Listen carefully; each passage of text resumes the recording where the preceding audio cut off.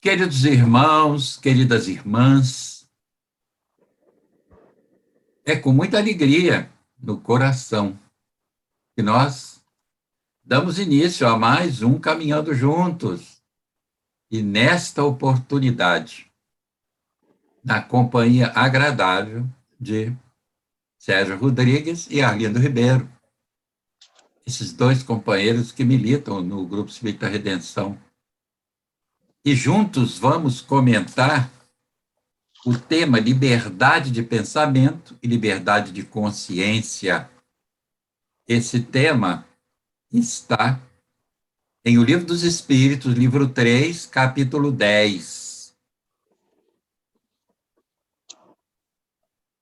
E nós saudamos a todos vocês que nos acompanham nesse estudo de hoje. Nós conversando, vamos tentando contextualizar os ensinamentos da doutrina ante a atualidade, né? E eu passo a palavra ao Arlindo para os seus cumprimentos. Tudo bem, Arlindo? Tudo bom, Jaime? Boa noite, Sérgio. Saudades do Sérgio, faz tempo que a gente não se encontra por aqui. Queridos amigos e amigas de casa, muito boa noite. Bom estar mais uma vez na companhia dos senhores todos para estudar um pouco mais de Kardec. Vamos lá. E Sérgio, tudo bem, Sérgio? Tudo bem, Jaime. Saudade recíproca, Carlinhos. Vamos esperar, então, que esse nosso estudo, esses momentos aqui, os amigos que estão conosco, nos acompanhando, os espíritos que são trazidos também para se instruírem, que esse estudo possa ser proveitoso, então, para todos nós. Eu lembro o seguinte, que às vezes o número de companheiros que participam do Caminhando Juntos são 3. Às vezes, quando a gente vai gravar, um tem compromisso, não pode. Então, às vezes, não é muito fácil juntar 3, né? E a gente vai fazendo o que pode, mesmo porque cada um tem as suas ocupações, as suas obrigações, os seus compromissos, né? E a gente vai tentando aí organizar esse trio de conformidade com as possibilidades de cada um, né? Então, eu pergunto, a edição de O Livro dos Espíritos que vocês estão utilizando, qual é? É de quem? A minha é do Herculano Pires. A Sérgio, de quem? Oi, eu estou usando a da LAC. Da LAC? Mas eu tenho as duas aqui, tá? Não, tudo bem. É porque eu estou usando, e eu vou passar também a usar a da LAC depois, em futuras gravações, porque eu observo que acho que a maioria está usando a da LAC. Eu estou usando a da FEB mais a do Evandro Noleto Bezerra, né? Então, ele, inclusive, eu coloquei liberdade de pensamento e liberdade de consciência no título, né? Mas ele coloca liberdade de pensar e liberdade de consciência. Então, vamos lá. Mas eu falei, eu vou colocar liberdade de pensamento, porque todo mundo conhece já de priscas eras, né? Esse título, liberdade de pensamento. A pergunta 833. Haverá no homem alguma coisa que escape a todo constrangimento e pela qual ele goze de absoluta liberdade? Resposta dos espíritos. É pelo pensamento que o homem goza de liberdade sem limites, pois o pensamento não admite barreiras. Pode-se deter o seu ímpeto, mas não aniquilá-lo. Quem é que vai começar? Pode ir, Sérgio. Pode ir, Sérgio, fica à vontade.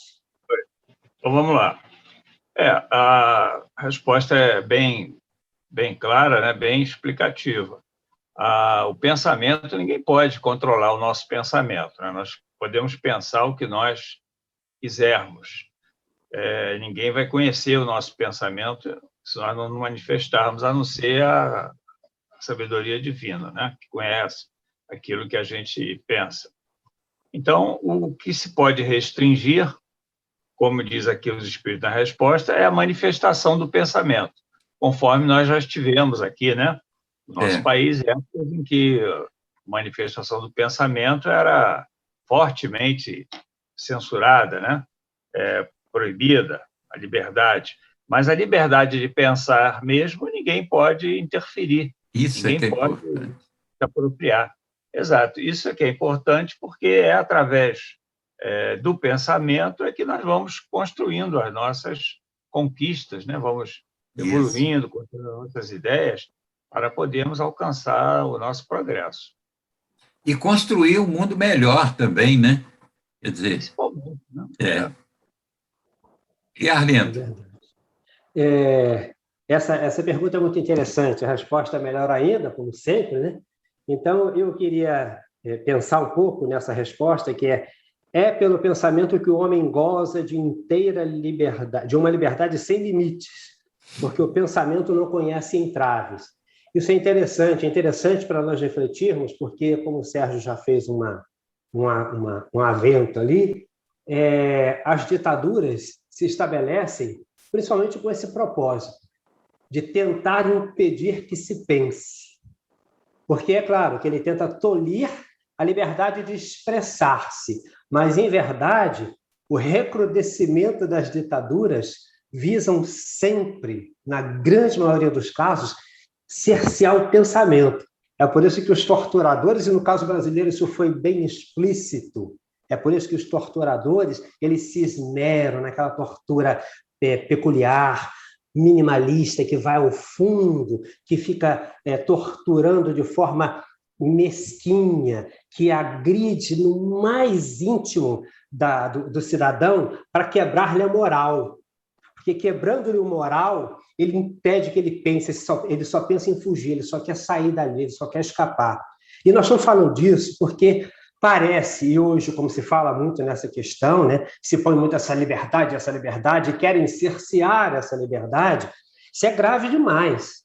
Porque quando nós olhamos para a história dessa ditadura, para aqueles que não viveram isso, que não tiveram proximidade com isso, se nós buscarmos aí, a literatura é vasta de boas e graves informações, como o relatório Brasil Tortura Nunca Mais, prefaciado por Dom Paulo Evaristo Arnes, de São Paulo, a história trazida à luz por Frei Beto, que fala daqueles 5 freis dominicanos que foram torturados e mortos pela ditadura, e quem não morreu foi levado à morte porque foi aniquilado o direito de pensar. Chega um momento em que um daqueles freis não suporta mais e se mata. Então, isso é grave. Horrível, né? Aquilo foi isso horrível. É grave. Então, olha, não dá para brincar com essa coisa, né? Eu assisti uma vez uma entrevista de uns freis beneditinos que conseguiram escapar, né? E foram torturados. Olha o que eles contaram. Olha, é de arrepiar. Como é que um ser humano tem coragem de fazer aquilo que fizeram com eles? Uma coisa que...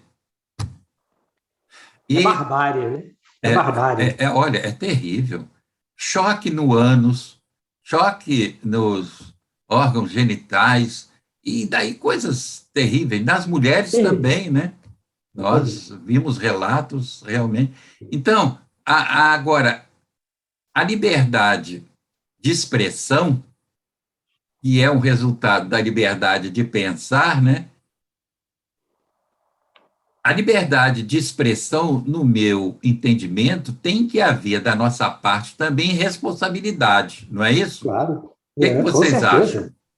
Com certeza, o equilíbrio deve vigir, o equilíbrio e o respeito à paridade, o respeito ao outro. Quando eu tenho o direito de falar, eu tenho o direito desde que esse direito não fira aquele outro, não aniquile o direito do outro. Qualquer coisa que violente o direito do outro deixa de ser direito, passa a ser abuso. A liberdade de expressão ela deve ser também ampla e restrita. Agora, tem que ter consequências. Né? Isso. Tem que ter consequências. Você pode falar o que você quiser. Você não pode ser censurado. Agora, tem que saber que, de acordo com o que você estiver falando, você pode sofrer determinadas consequências. Por exemplo, se você ameaça alguém de morte, você tem o direito de ameaçar, você tem o direito de se expressar. Vou te matar, fulano. Você tem o direito de... Agora, isso constitui o quê? Um crime de ameaça, um crime previsto no Código Penal. Então, você tem a liberdade de ameaçar, mas sabe que está cometendo um crime pelo qual você vai ter que responder, que é o crime de ameaça. E outros inúmeros casos, né? Mas Então, parece, Sérgio, que atualmente a pessoa quer ter essa liberdade total sem responsabilidade, se submeter às leis, né? Sem se responsabilizar pelas consequências. Isso Acha aí. que liberdade de expressão é você falar o que quiser sem nenhuma consequência, sem nenhuma aplicação. Então, é um entendimento totalmente míope, né? Equivocado. Falou bem.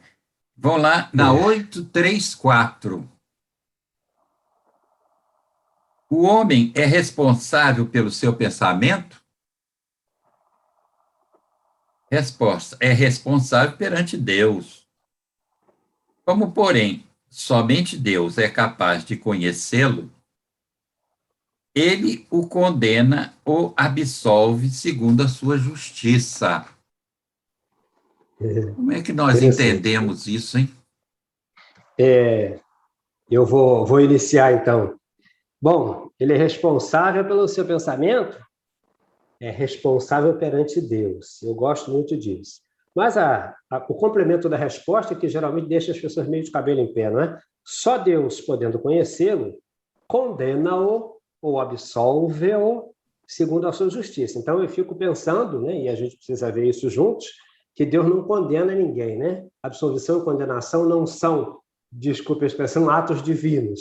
Não no sentido dessa personalidade divina que condena ou absolve alguém. Mas eu compreendo, eu entendo que, segundo a sua justiça, ou seja, o código moral é um código que já está na consciência. O que a gente já sabe é isso, né? Ele, num crescente da nossa evolução, a consciência, nós vamos tendo consciência desse código divino, que é esse código de respeito ao outro, de amor à vida, de respeito à moralidade, de reciprocidade quando eu ajo. Então, a lei está estabelecida na consciência do ser humano. E quanto mais ele tem clareza, consciência dessa lei no seu processo evolutivo, mais responsabilizado ele está diante desta lei, da lei divina. Por isso que a expressão é dita Deus condena ou absolve, na realidade, quem condena ou absolve é a lei estabelecida em si. É ela que vai fazendo o mea-culpa, né? Porque quanto mais consciente eu sou dos atos que pratico,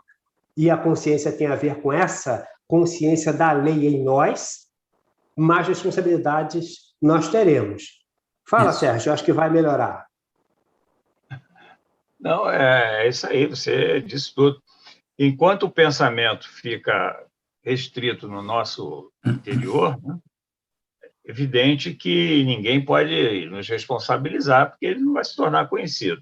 Agora, Deus conhece o nosso pensamento, né? Ninguém pode esconder nada de Deus.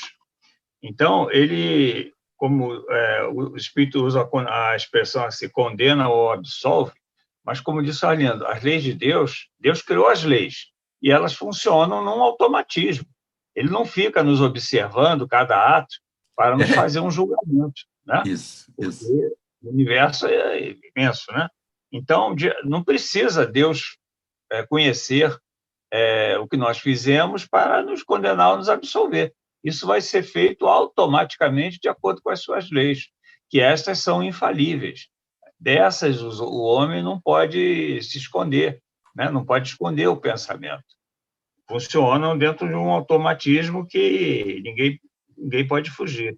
Isso. Então, por isso que ele diz que Deus, conhecendo o nosso pensamento, ele condena ou absolve, entre aspas, né? As leis que ele estabeleceu vão funcionar automaticamente e nós vamos receber uma punição ou não, de acordo com aquilo que nós pensamos. A gente poderia até dizer, né? Nós somos o resultado daquilo que pensamos e daquilo que fazemos, né? Então, nesse resultado é que está essa condição aí de condenação ou absolvição. É mais nesse resultado do cumprimento das leis de Deus que vocês dois falaram tão bem, que estão registradas na nossa consciência, né? Bom, vamos agora para a liberdade de consciência. 835. A liberdade de consciência é uma consequência da liberdade de pensamento ou da liberdade de pensar. A consciência é um pensamento íntimo que pertence ao homem, como todos os outros pensamentos. Quem que vai? Segue aí, Sérgio. Então, a conclusão que a gente chega é que nós temos também liberdade de consciência, né? Porque as leis estão escritas nelas, né? Na nossa consciência, e nós temos a liberdade de cumpri-las ou não. E de acordo com as escolhas que nós vamos fazer, nós vamos responder por essas escolhas. Por isso que os espíritos dizem que a consciência é um pensamento íntimo, é um pensamento que pertence só a nós.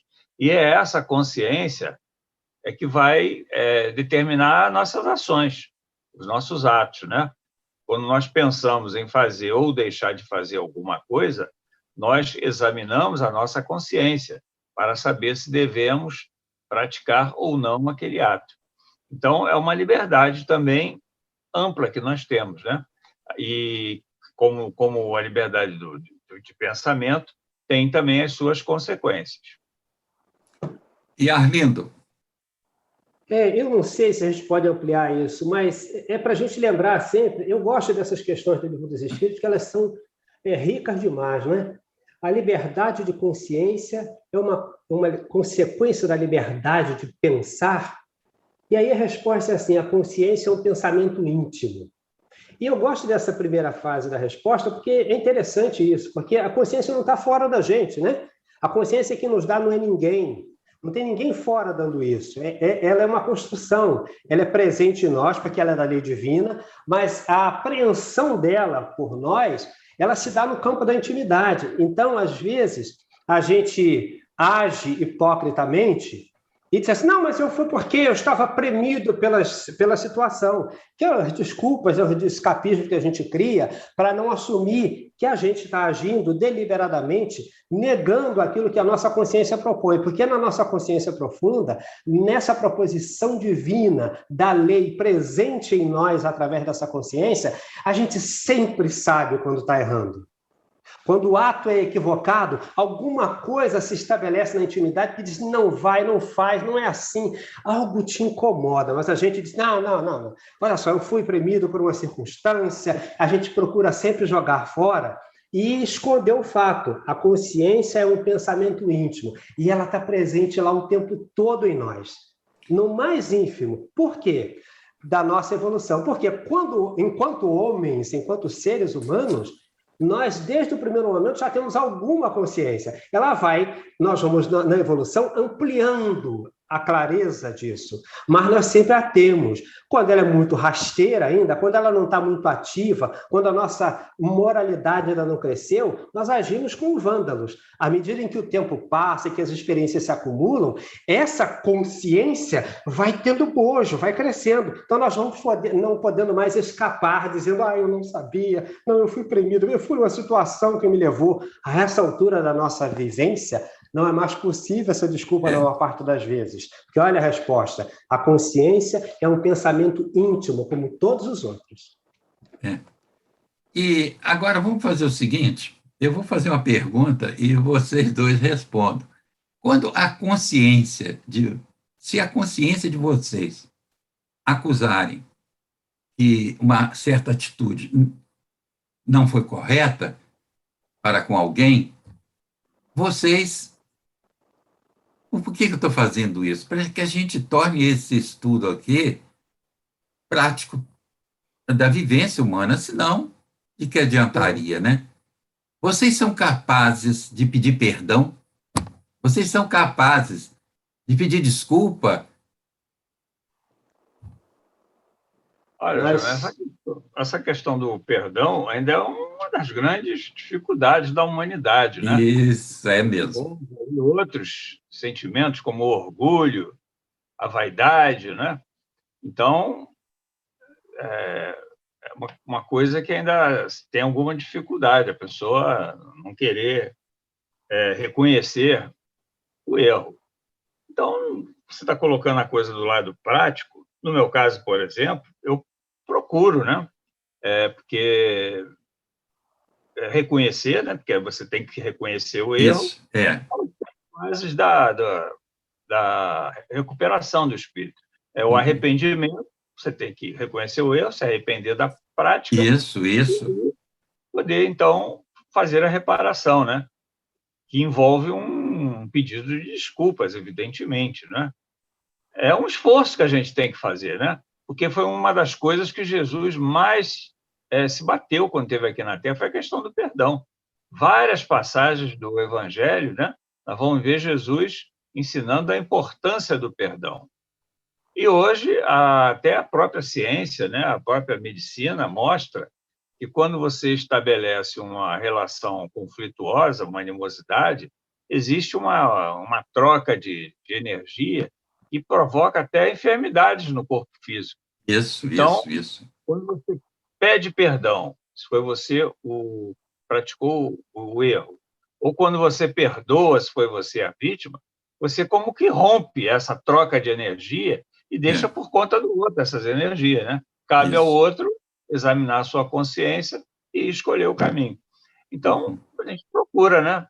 Mas nós ainda estamos um pouquinho distantes da perfeição, né? Então, ainda temos as nossas dificuldades, né? Perdoar ainda é uma dificuldade. E você, Arlindo, o que diria? Perdoar é uma dificuldade, pedir perdão é um horror. Pedir perdão é um horror, é uma coisa horrorosa. Então, veja bem, nós vamos aí, tentando, como diz o jogador de futebol, a gente vai tentando, estamos aí fazendo o que podemos, mas a coisa não é nada fácil. Nós, no outro programa, o Jaime abordou também essa questão, e é muito interessante, porque nós até lembramos na ocasião com quem estávamos fazendo aquele dia esse encontro, que nós temos uma pendência do passado, uma mais grave, que a gente depois não teve mais contato e tal, mas tem perdões que ficam pela estrada, que você fica devendo, né? Vai ter que encontrar depois para esse perdão, mas não é nada karma, não é só porque você precisa realmente reencontrar para desfazer esse nó, né? Porque são coisas da nossa da fase imatura da nossa vida, a gente sempre acha que é maduro muito cedo, né? E na realidade você descobre depois de velho que você não era maduro coisa nenhuma. Aí faz as besteiras e depois tem que arcar com elas. Olha, não é fácil, não. Não é fácil. Porque se perdoar não é fácil, imagina o que é pedir perdão. Pedir perdão é horrível. É horrível. Nessa relação, eu acho que o mais beneficiado é quem perdoa. Porque ele se liberta de ressentimentos, de mágoas, dessas energias que realmente, como o Sérgio falou, trazem enfermidades, porque é difícil, não sei se vocês concordam, mas acho que é difícil conviver com uma pessoa rancorosa, uma pessoa que destila rancor.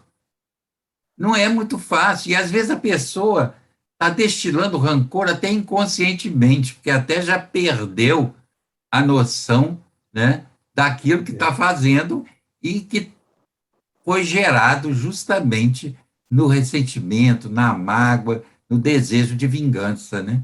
Infelizmente. E tem pessoas que pedem aquele perdão, né? Parente, né? É isso mesmo. Eu perdoo, mas Deus vai tratar do caso dele. É uma coisa, é um falso perdão, né? É o que está guardado. Os espíritos estão dizendo assim, não, eu perdoo, mas a lei de causa e efeito vai atuar. Isso aí. Era isso que eu ia falar, Sérgio, era isso mesmo. Eu perdoo, mas a lei de causa e efeito está aí, agindo, né? O perdão ele tem que ser uma coisa que venha de dentro, do nosso íntimo. Claro, né? claro. Para poder produzir os efeitos, né? Ou seja, é preciso que a gente lembre sempre, né, que perdão não é uma coisa que se dá, porque, na realidade, você tem que reconhecer, primeiro que tudo, que é perdão, né? Que o difícil para quem está ali na posição do perdoar, é que geralmente ele diz, perdoar, veja se eu vou perdoar uma pessoa dessa, porque ele não tem noção do que isso representa, nem para ele mesmo, né? Então fica complicado, mais difícil. Eu acho que o orgulho é um entrave que atrapalha muito o estudo, né? Tanto a quem pede quanto a quem teria a posição de dar. Vamos continuar. Questão 836. O homem tem direito de pôr obstáculos à liberdade de consciência? Olha, eu acho essa resposta sensacional. Não mais do que a liberdade de pensar, porque somente a Deus pertence o direito de julgar a consciência. Assim como os homens, mediante suas leis, regulam as relações de homem para homem, Deus, pelas leis da natureza, regula as relações entre ele e os homens. Quem começa? Sérgio, eu pedi a você para começar. Eu acho que é mais ou menos aquilo que eu comentei ainda há pouco, né? Deus estabeleceu as suas leis e elas funcionam dentro de um automatismo, né? Então, nós não temos o direito, né, de opor nenhuma dificuldade à liberdade de consciência de ninguém, né? Como não temos a liberdade de pensar. E só Deus, que conhece o nosso interior, conhece o que nós pensamos, conhece a nossa consciência, é que, através de suas leis que funcionam automaticamente, é que tem o direito de apreciar o que nós estamos fazendo, de avaliar, melhor dizendo, o que nós estamos fazendo, né? Isso. E como ele diz aqui na resposta, como os homens regulam as relações em sociedade, Deus, através de suas leis, regula as relações do homem para com ele e para até com o seu semelhante, com todos, enfim, né? E aí, de alguma maneira, essa resposta diz para a gente mais ou menos como aquela resposta de Jesus, quando se falou lá da moeda, que disse, não, dá a César o que é de César, e a Deus o que é de Deus, porque às vezes tem homens se metendo na história divina e tentando limitar ou dar sentença à consciência do outro, né? E essa tentativa de ser o Todo-Poderoso e tentar estabelecer para o outro qual é a melhor maneira de agir segundo a consciência dele e não daquele. Então, essa é uma dificuldade que a gente vai encontrando hoje. Que essa resposta acho que põe um pouco isso, né? Para a gente estar atento que o que o homem pode fazer é regular as leis das relações humanas, mas não é possível adentrar a consciência do outro para tolhi-lo, né? Para dar a ela o seu veredito. Então, esse automatismo das leis de Deus, a que o Sérgio tão bem se referiu, esse automatismo visa sempre o progresso. Isso é que é importante, né? Porque as leis de Deus, Deus não só criou a vida e o universo, mas também criou leis imutáveis para manter esse universo e essa vida em ritmo constante de progresso, né? É bom que a gente coloque isso, né? Inclusive, quando essas leis funcionam dentro desse automatismo e nos impõem um sofrimento como uma punição, uma reparação, é para o nosso bem também, para o nosso progresso. Porque se nós não formos punidos naquilo em que nós erramos, nós vamos continuar errando, vamos continuar achando que estamos fazendo certo. Então, nesse caso, ele funciona como um despertador, para nos chamar a atenção de que precisamos tomar um outro rumo, dar à nossa existência um outro sentido, né? Então, tudo que Deus faz é objetivando o nosso progresso, porque a nossa destinação é a perfeição. Talvez, Sérgio, eu não sei, aí, essa questão do punidos, talvez, acho eu que seria melhor que nós recebemos consequência daquilo que fazemos, né? Uhum. Então, esses resultados, quando eles não são favoráveis, é que a gente chama de punição, né? Mas são consequências, né? São, antes de mais nada, consequências. Isso, Mas eu acho que a gente não tem como fugir da realidade, né? isso, É isso. uma punição, não é? Uhum. Felizmente, a verdade é essa, não é um prêmio. Mas é uma punição também que não é só um castigo, como a lei mosaica previa. Tem um objetivo, é uma pedagogia, né? É, Para é, nos é, despertar para a necessidade de nos recolocarmos novamente em sintonia com a lei. isso. Eu entendo assim, É, né? é um processo educativo mesmo, né? Exatamente. Pedagógico, como você falou. A questão 837. Olha, essa questão eu acho primorosa e ela tem consequências enormes na sociedade, a meu ver. Uhum. Qual é o resultado dos obstáculos impostos à liberdade de consciência? Quer dizer, quando a gente tenta restringir a pessoa de ser quem ela é, não é isso? Uhum. Eu acho que a liberdade de consciência a gente deve entender Hum. respeitar a pessoa, A- o seu E agora eu perfil, a vou ler sua a resposta. personalidade. Peraí, Sérgio. É constranger os homens, quer dizer, qual é o resultado dos obstáculos impostos à liberdade de consciência? Quer dizer, quando a gente tenta impor, né, restrição à liberdade de consciência do outro, o que que a gente faz? A gente constrange os homens a procederem de modo diverso do que pensam. É torná-los hipócritas. A liberdade de consciência é uma das características da verdadeira civilização e do progresso. É, Só para e contar aí, um fato, só para a gente. Eu fui a um congresso, acho que foi em 1966, se não me engano, um congresso espírita na Europa. Então, nós estávamos em Paris, foi em Paris, né? Então estávamos do lado de fora, no lanche e tal. Então ficava todo mundo ali do lado de fora, todos espíritas, e tinha um espírita, até uma das lideranças espíritas estava ali sentado na praça também, conversando, e passou um personagem completamente daqueles que a gente não está acostumado a ver no Brasil, né? Passou, e esse espírita que estava ao nosso lado, ele tinha uma filha casada em Paris, tanto que ele ficou na casa da filha, né? E tal. Ele, quando passou esse personagem, nós brasileiros, até por curiosidades, olhamos, né? Então ele disse: olha, aqui a pessoa tem liberdade de ser quem ela é. É bom isso, né? Bom, então acho que está dentro disso aqui. O que que vocês acham? Vamos ver vocês.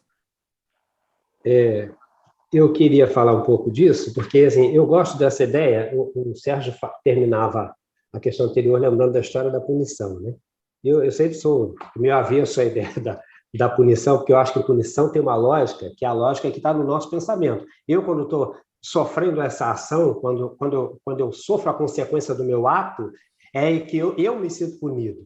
Mas assim, eu não vejo punição como uma punição que vem de fora para dentro. Ela é a punição estabelecida pela intimidade, né? Isso é que eu entendo, porque essa pergunta é muito interessante. Qual é o resultado dos entraves da liberdade de consciência? Constranger os homens de maneira diversa ao seu modo de pensar. Então, é um pouco o que a gente faz até na casa. Você começa em casa isso, né? Você começa na educação do lar, né? Hoje, talvez menos, num certo sentido. Mas até há pouco tempo atrás, nós tínhamos primeiro que você não queria, eu quero ser, não, você não quer ser nada, você vai ser médico porque eu sou médico. Você vai ser advogado porque eu sou advogado. Você vai ser professora porque a mulher tem que ser professora. Ou então, como há algum tempo atrás, que todo mundo tinha que ser, as meninas tinham que ser modelo, né? Porque, não, mas não, você vai ser modelo, você vai para a televisão, você vai ser da turma da Xuxa. Então, era tudo muito imposto, né? Porque é alguém projetando o próprio sonho sobre a cabeça do outro e obrigando o outro a seguir um caminho que não é o dele. Ou então, na antiguidade, era a religião, né? Você vai ser padre. Você vai ser padre porque é isso que eu quero para você. Então, vai lá, o padre acaba sendo um pedófilo, etc., etc., porque está imposto a ele algo que não está na sua proposição íntima. A sua intimidade não se reconhece na atividade proposta pelo familiar, seja ele quem for. E aí a gente vai ampliando isso para o contexto social, olha que complicação que dá, né? Saindo do campo da educação, a gente vai ver e passa por qualquer dos companheiros LGBTIA+, e aí o que se faz? Se mata, porque não pode ser quem é, ele não pode ser o que é, porque eu não gosto de ver. Olha que complicação. Isso aí é que eu ia puxar esse assunto. Eu não gosto de ver. Aí eu se mato, porque eu não gosto de ver. Então, olha que coisa doida, né? E olha o que ele está dizendo, né? Olha o que está dito aqui. A liberdade de consciência é uma das características da verdadeira civilização e do progresso. E um povo civilizado no século XXI, no ano 2021, quer impor ao outro não ser o que ele é, porque eu não gosto. Isso é uma coisa doida, né? O Arlindo, e ele diz o seguinte, os homens, a procederem de modo diverso do que pensam, é torná-los hipócritas. Vejam bem, isso acontece, você puxou a questão da homossexualidade aí, da LGBTIA+, veja bem, quando quer se impor a alguém, ele não sinta aquilo que ele sente, o que acontece? Ele vai tentar se expressar para uma convivência até mais sadia, e até é possível que ele se imponha uma proposta comportamental que não é a dele. Aí o que acontece com aquele que traz a tendência a sentir afeto por alguém do mesmo sexo? Então, aí ele vai casar com o sexo oposto para atender a essas circunstâncias gerais e quer impor a ele um constrangimento de ser quem ele é. Aí ele casa, acaba sufocando tudo aquilo, mas um dia esse desejo, às vezes, ressurge com toda a força, e aí surgem esses casos que a gente, olha, o cara era casado, olha, ela era casada há quanto tempo? Mas vai lá no início, o que provocou isso? Foi essa. Eu acho essa resposta excelente. Eu acho aliás, o que não é bom? É difícil ter coisa ruim aqui. Fala, Sérgio. Se você constrange alguém a agir de maneira diferente do que a sua consciência determina, você vai fazer com que ela disfarce, né? Isso, Sérgio. E esse constrangimento é criado em várias situações, né? Numa situação hierárquica de emprego, né? O patrão que constrange o empregado, o pai que constrange os filhos, né? São circunstâncias diferentes. E você acaba criando uma situação que a pessoa nem sempre vai aguentar para o resto da vida, como você falou. Chega um momento em que a coisa estoura, né? Ela quer como que se libertar daquele constrangimento. E aí surgem esses casos que a gente conhece, né? Que a pessoa, nesse caso aí da homossexualidade, que, aliás, agora tem mais letra, né? Vocês falaram LGBTIQIA+, né? Agora é uma sopa de letras tremenda. Então, o que acontece? Você está violentando a consciência da pessoa, você está violentando a pessoa como pessoa. Isso mesmo, Sérgio. Isso. Você tocou aí. Chega uma hora que ela dá assim como se fosse um grito de independência. Ela não está mais suportando aquele constrangimento e quer se libertar.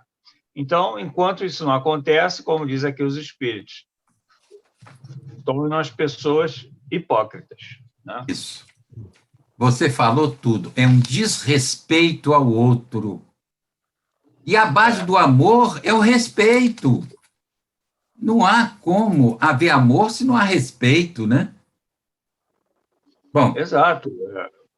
Eu acho essa questão, olha, eu sempre estou revendo essa questão para me lembrar disso, tornar as pessoas hipócritas na medida em que tentamos cercear o direito de ser quem ela deseja ser, né?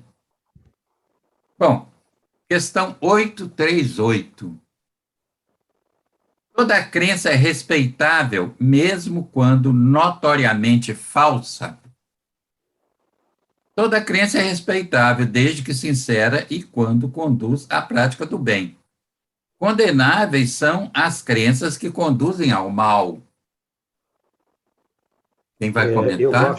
Eu gosto muito dessa questão. Eu gosto muito dessa questão porque o encaminhamento daqui para a gente então, é muito bom, porque o tempo todo prima por isso, né? Liberdade de consciência, liberdade de pensamento. Isso é muito rico. Olha que pergunta interessante e olha que resposta sensacional. Toda crença é respeitável, mas eu gosto dos dois condicionais que se apresentam. Quando é sincera e conduz à prática do bem. Então, não é toda crença, não é qualquer crença. Ela precisa ser sincera e precisa conduzir à prática do bem. Eu acho que esses dois condicionais são extremamente importantes, porque hoje tem uma série de loucuras estabelecidas e que as pessoas alegam, não, mas eu tenho, eu posso. Não, peraí, não é bem assim. Porque toda crença é respeitável quando é sincera e conduz à prática do bem. As crenças reprováveis são as que conduzem ao mal. Então, acho que é importante demais lembrar disso, quando é sincera e conduz à prática do bem. Isso não pode ser esquecido. Você falou bem, Arlindo, porque há muitas que têm só a aparência do bem, né? Tem só a aparência do bem. Fala, Sérgio. Não, essa questão da sinceridade, eu acho que é a mais importante, né? Porque o que nós vemos hoje aí são pseudos religiosos, né? Isso. Essas seitas aí com objetivos outros, objetivos políticos, objetivos econômicos. Ou de violência, quando elas quebram as casas religiosas de outros, né? Exatamente. Essa é a finalidade. Não tem nenhuma sinceridade, porque o que eles pregam ali tem objetivo unicamente, apenas exteriormente, visa objetivamente atrair as pessoas carentes de uma palavra, de um consolo, de uma esperança, né? Então, essas não são respeitáveis, evidentemente, né? E muito menos conduz à prática do bem, porque pelo exemplo que eles dão, só por aí, eles já impedem, né? já deixam de conduzir aqueles que vão lá buscar uma orientação ao bem. Então, o espírito é completo. As crenças reprováveis são as que conduzem ao mal, que estão aí repletas, né, delas, né? Eles fazem convite às pessoas a participarem apresentando um aparente bem. Uhum. Agora, nem todos percebem que aquilo é só aparência, né? E aí se deixam iludir, se deixam enganar. Bom, mas vamos continuar. 839. Será repreensível ofender a crença de alguém que não pense como nós? Isso é faltar com a caridade e atentar contra a liberdade de pensamento. Quem vai? E até contra a liberdade de consciência também, Isso, né? isso. Você também. compelir alguém a aderir, né, a uma crença que, na verdade, ela não acredita, você está ferindo a liberdade de consciência dela. Não só de pensamento também, né? Liberdade de consciência. E, como diz aqui, é uma falta de caridade, é uma falta de respeito também, mais uma vez, ao ser humano, que é o mínimo que ele tem que ter direito de liberdade, é de pensar e de acreditar naquilo que a sua evolução permite que ele aceite como uma realidade, uma questão que vai levá-lo ao bem, né? A sua melhora, né? Porque toda crença, em tese, ela objetiva a melhora do homem, né? Não existe crença religiosa criada para piorar o ser humano. Todas elas, a proposta é melhorar. Agora, nem sempre elas seguem esse caminho, a gente sabe, né? Estamos comentando aqui. Muitos usam essa aparente motivação com objetivos outros. Então, aí hoje repletos, né?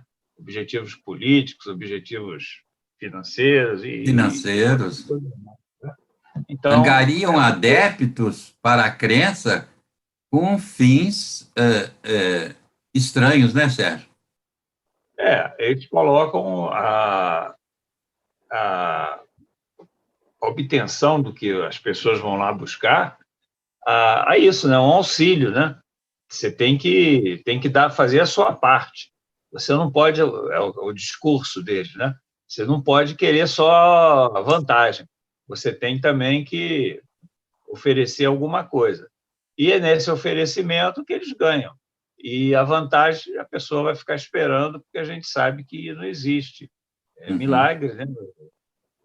Isso. Que a pessoa tiver que passar, ela vai ter que passar, se for uma prova, se for uma expiação, mas, infelizmente, nos momentos de dor, as pessoas ficam um pouco com o pensamento, né, com a sua consciência um pouco turbada, né? Elas não conseguem refletir bem sobre as coisas, né? E aí se deixam levar por essa situação. Fala, Arlindo. Eu fico pensando que são exatamente essas crenças reprováveis, ditas acima, que são aquelas que conduzem ao mal, que têm normalmente essa prática, né? E é por isso que se tem revelado a destruição de casas de candomblé, casas, centros de umbanda, não sei o quê, porque em nome de algo demoníaco que precisa ser destruído. Então, é aquela coisa dessa escandalizar, né? desse ofender em sua crença aquele que não pensa como nós. Então, quer dizer, não é igual a mim, isso aí é arte do demônio. Pode quebrar esse terreiro, porque ali quem vive é o demônio. Quer dizer, é alguma coisa absurda, né? Para se praticar, para se manter como prática na atualidade do nosso avanço. Vamos nos crer como seres avançados nesse 2021, né? Acho que essa questão de demonizar as coisas, seja o que for, eu acho que é um péssimo instrumento que se utiliza para a gente, quem quer denegrir alguma coisa, sabe? Acaba chamando a atenção. Como, por exemplo, a Igreja Católica foi quem demonizou o carnaval, né? E o que aconteceu? Né? Então, esse negócio de demonizar, já não é mais tempo disso. O demônio está na consciência de cada um de nós. O demônio não está aí. Falta de argumentação, né? Isso, Sérgio, isso. Então vamos demonizar, pronto, acabou. Demonizar, acabou. Você falou tudo. Eu acho que, realmente, quando alguém começa a demonizar uma ideia, um comportamento, uma crença, uma coisa, eu já ponho em dúvida, porque não dá. Você quer falar, Lindo? Você já falou. Já falei sim. Então, vamos na questão 840. Será atentar contra a liberdade de consciência interpor obstáculos a crenças capazes de causar perturbações à sociedade? Resposta: podem reprimir-se os atos, mas a crença íntima é inacessível. Agora, uma notinha pequena de Kardec. Reprimir os atos exteriores de uma crença quando acarretam qualquer prejuízo a terceiros não é atentar contra a liberdade de consciência, pois essa repressão deixa a crença sua inteira liberdade. É rica, né? Rica demais essa questão, demais. É tudo tão lindo que a gente fica... Como é que as pessoas ainda não estudaram isso mais, né? Será atentar contra a liberdade de consciência ou pôr entraves às crenças que podem perturbar a sociedade? Porque a atualidade disso é tão grande, não é? E os argumentos que se usam... Não pode barrar, não, eu tenho a liberdade de fazer. Aí Kardec vem com essa nota linda, que essa nota é lapidar, né? Qualquer coisa, só Allan Kardec para dizer uma coisa dessa com tanta propriedade, com tanta clareza. Reprimir os atos externos de uma crença, quando esses atos acarretam qualquer prejuízo aos outros, não é atentar contra a liberdade de consciência, porque essa repressão deixa à crença a sua inteira liberdade. Você pode continuar acreditando no que você quiser. Você não pode expressar aqui, ferindo a comunidade, ferindo a sociedade, porque você se acha o dono da razão e da verdade. Isso não pode. Então, assim, eu acho que Kardec é primoroso nessa nota, sabe? Isso. Fala, Sérgio. Você não pode reprimir a crença, né? Porque a pessoa vai continuar tendo a liberdade de consciência de aceitar aquela crença. Agora, esses atos exteriores que repercutem na sociedade, que pode prejudicar o semelhante, isso, é claro, é uma ação da lei de sociedade. Você tem que ter um certo... tem leis que precisam ser cumpridas e precisam ser policiadas. O cumprimento precisa ser policiado, né? Então, é uma resposta bem clara, né, que não deixa margem a qualquer dúvida. A crença da pessoa não vai ser atingida. Ninguém vai obrigar essa pessoa a mudar a sua consciência de que aquela crença é a melhor. Agora, ela não vai poder prejudicar o semelhante em função da sua consciência, da sua liberdade de crença. Isso.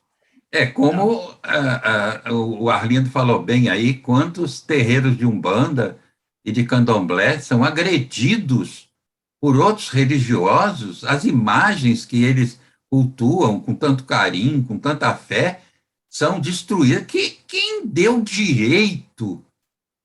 Que isso? Onde é que nós estamos? E pior que alguns espíritas ainda pensam, podem não exteriorizar em atitude, mas ainda trazem essas questões com relação às religiões de matriz africanas, trazem esse antagonismo, infelizmente, né? Infelizmente. Bom, fala, Sérgio. Você quer falar, Sérgio? Não, eu ia dizer, é a questão dos pretos velhos, né? Isso.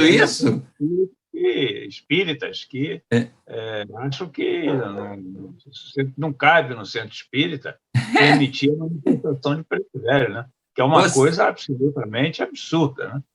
Ô, Sérgio, mas, veja bem, o Fritz e a irmã Sheila falando aquele português arrastado, parecido com um possível sotaque alemão, pode, né? É chique. É chique. Pode, né? O preto velho europeu, falando... europeu. Meu filho, não sei o que, não pode, não. Mas o Dr. Fritz falando daquela forma, com aquele português arranhado num alemão, num sotaque alemão, e a Sheila também, falando com aquele sotaque, aí pode, a ariana, a raça ariana pode. Que isso? Isso já acabou há muito tempo. Bom, mas vamos lá. 841. Por respeito à liberdade de consciência, devemos deixar que se propaguem doutrinas perniciosas ou podemos, sem atentar contra aquela liberdade, procurar trazer ao caminho da verdade aqueles que se transviaram, obedecendo a falsos princípios? Resposta: certamente que podeis e até deveis, mas a exemplo de Jesus ensinai pela persuasão e pela brandura, e não pela força, o que seria pior do que a crença daquele a quem desejaríeis convencer. Se alguma coisa se pode impor, é o bem e a fraternidade. Não acreditamos, porém, que o melhor meio de fazê-los, admitido seja, agir com violência, pois a convicção não se impõe. Quem vai falar? A convicção não se impõe. Vai, Sérgio. Aquela questão que nós estamos falando aqui desde o início desse nosso estudo, né? A consciência e o pensamento são livres, né? Nós não temos como obrigar o outro a mudar de pensamento e de consciência.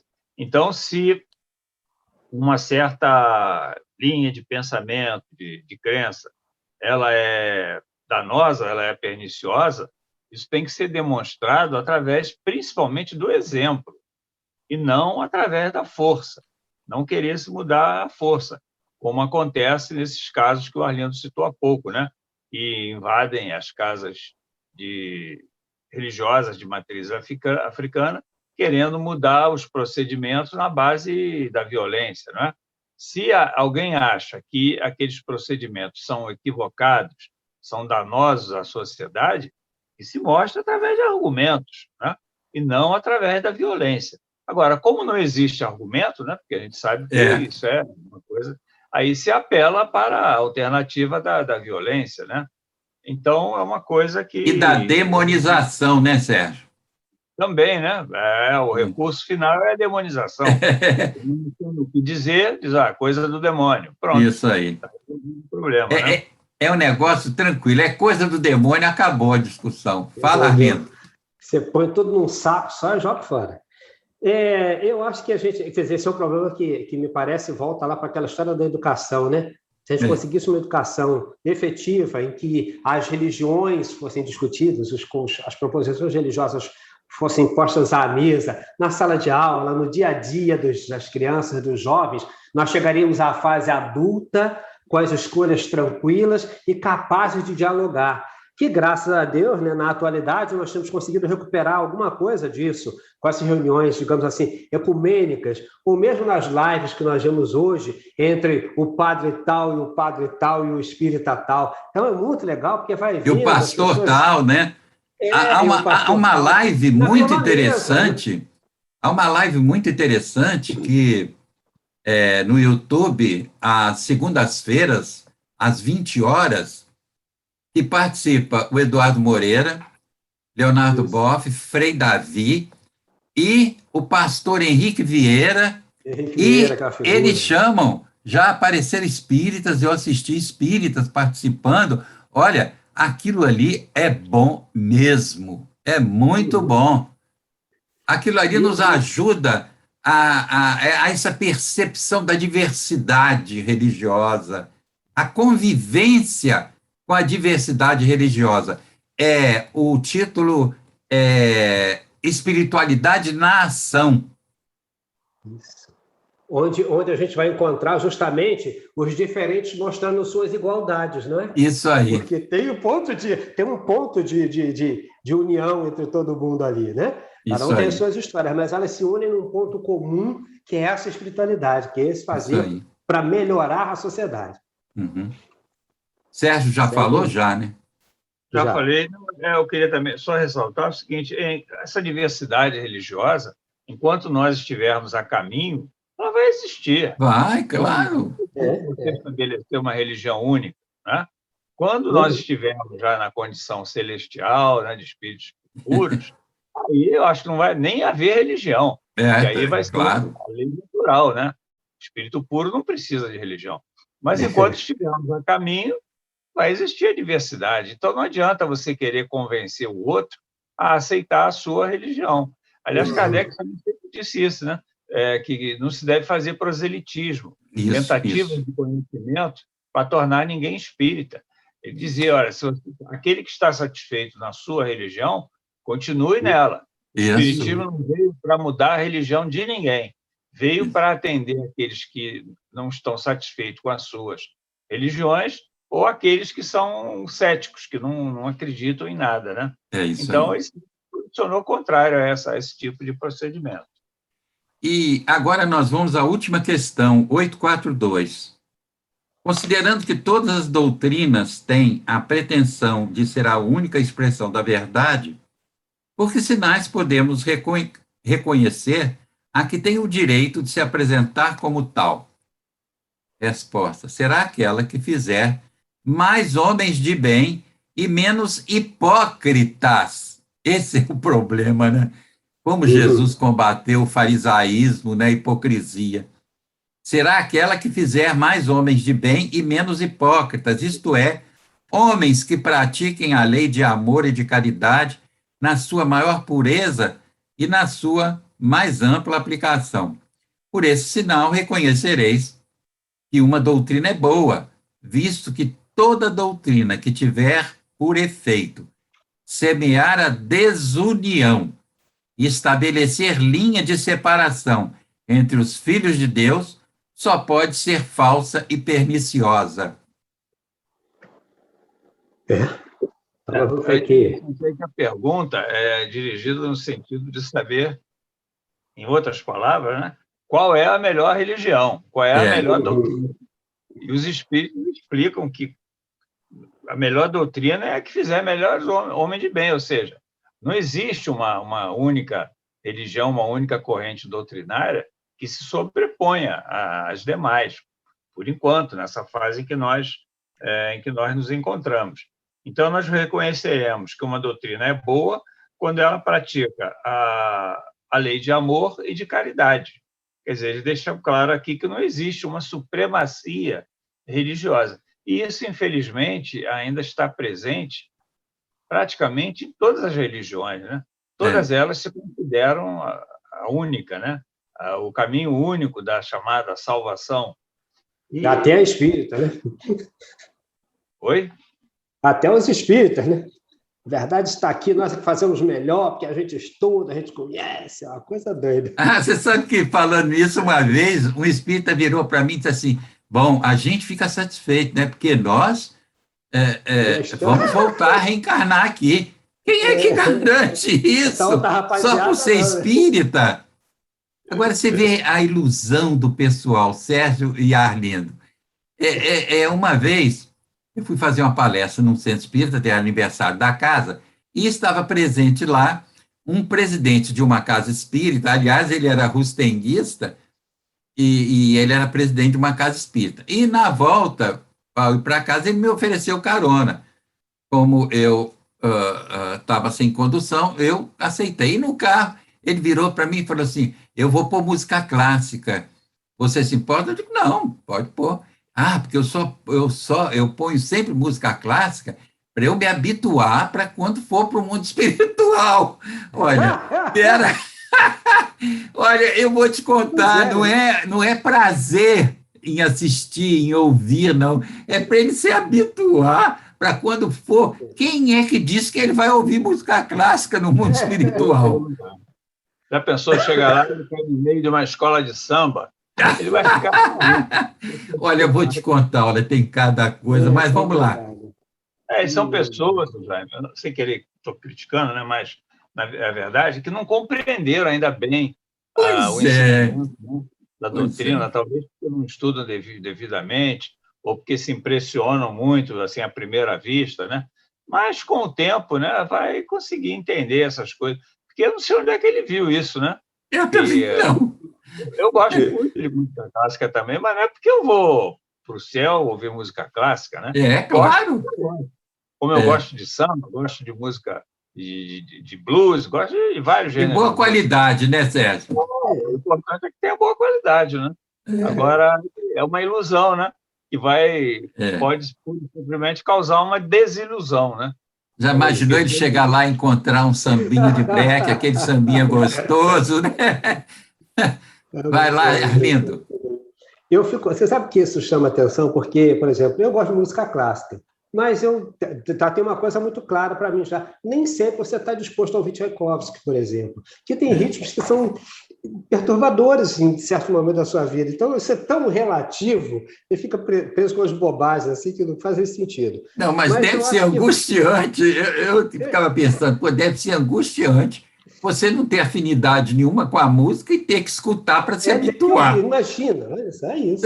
Isso aí não tem sentido. Coisa doida, gente. Meu Deus do céu, que livrai-nos, Senhor, não é possível, não. Por esses sinais, eu gosto muito desse sinal, porque eu acho até que o pessoal pode postar lá no Facebook. Mas é para chamar a atenção, porque isso aqui, olha, por esse sinal, reconhecereis que uma doutrina é boa, pois toda doutrina que tiver por consequência semear a desunião e estabelecer divisões entre os filhos de Deus, só pode ser falsa e perniciosa. É só para a gente lembrar. Gente, não é possível que se está fazendo, que se tem feito com as histórias religiosas e veiculados de maneira tão absurda. É só ver esses textos e a gente vê quanto absurdo nós temos admitido como naturalidade, como naturais, quando não são. Embora, como relembrou o Sérgio, né, nós estamos num momento de provas e expiações, nosso momento de humanidade é esse mesmo, esses fatos e essas práticas se sucederão durante algum tempo ainda, mas é só para ter claro que a diferença é absurda entre uma e outra, né? Enquanto uma está proposta a lei de amor, caridade, na sua maior pureza e na sua aplicação mais ampla, a outra faz justamente o oposto. E tem gente que embarca, né? Infelizmente. Isso. Bom, agora eu passo para vocês se despedirem, deixarem uma mensagem e se despedirem. Quem vai primeiro? Vou eu. Olha, eu queria de qualquer maneira lembrar, nessa nossa despedida, o início lá, né? É pelo pensamento que o homem goza de uma liberdade sem limites, porque o pensamento não conhece entraves. Então, que nós respeitemos a liberdade que cada um tem de pensar, porque esse é um direito inalienável de cada um de nós, né? Que nós pensemos nessas proposições. E, amigos, voltem lá, nesse trecho estudado hoje, liberdade de consciência, liberdade de pensamento, vale muito a pena. Na atualidade, então, é bom que a gente reveja isso com alguma constância, para nos manter no eixo, para a gente olhar com respeito ainda maior para o outro, entender que o outro é parceiro, que o outro está nesse mesmo processo de crescer e que a gente precisa considerar. Um forte abraço, um beijo nos corações. Obrigado, Sérgio. Obrigado, Jaime, por mais uma oportunidade de estar com vocês estudando, né? Isso é muito bom. E Sérgio? É lembrar que, embora nós sejamos livres, né, para pensar aquilo que nós quisermos, né, nós temos liberdade irrestrita de pensamento, como vimos aqui no nosso estudo, não perder de vista a importância do pensamento, da natureza do pensamento que nós vamos sustentar, porque é através desses pensamentos que nós vamos criar uma atmosfera espiritual em torno de nós, propícia à sintonia de bons espíritos ou de espíritos inferiores, né? Isso mesmo. Então, vamos usar a liberdade de pensamento, mas com muita responsabilidade e sabendo das consequências se nós fizermos mau uso dessa liberdade. Então, que esse estudo possa ter sido proveitoso, foi uma grande satisfação encontrar o Arlindo, Jaime, e até uma próxima oportunidade, então, se Deus quiser. Isso. Olha, agradeço muito ao Arlindo, ao Sérgio, à companhia, e nessa conversa, quanto a gente vai esclarecendo e tendo a oportunidade de trazer algumas lembranças e exemplificam certas coisas e nos ajudam a contextualizar esse ensinamento maravilhoso das obras fundamentais de Allan Kardec. E lembrem, não são obras básicas, são obras fundamentais. Meus irmãos, que nós possamos continuar caminhando aí, como o Sérgio muito bem falou, com relação à liberdade de pensamento, que a gente tenha responsabilidade, porque vamos receber o resultado daquilo que pensarmos e fizermos. E como ele mesmo disse, a atmosfera espiritual que nos acompanha é resultado da sintonia com os nossos pensamentos e sentimentos. Muita paz para todos vocês. Se vacinem. Continue usando máscara quando necessário. Continue lavando as mãos várias vezes, usando álcool gel quando for possível. Não esqueçam, se vacine na primeira e segunda dose. Não se esqueçam, é importante. Até o nosso Grupo Espírita Redenção, depois que quando nós reiniciarmos as atividades presenciais, só participarão e só entrarão na instituição quem tiver comprovação da vacina. Nós já estamos angariando todos os comprovantes, né? através de cópia, né, no WhatsApp, para que a gente possa controlar isso, porque não é possível que a gente vá pôr a perder a saúde de determinadas pessoas que frequentam a casa espírita por causa de 1 ou 2 ou 3 elementos que não querem se vacinar. Assim não dá. Vamos controlar essa pandemia. Que a paz seja em nossos corações. A paz e a esperança, meus irmãos. A esperança em dias melhores. Até breve.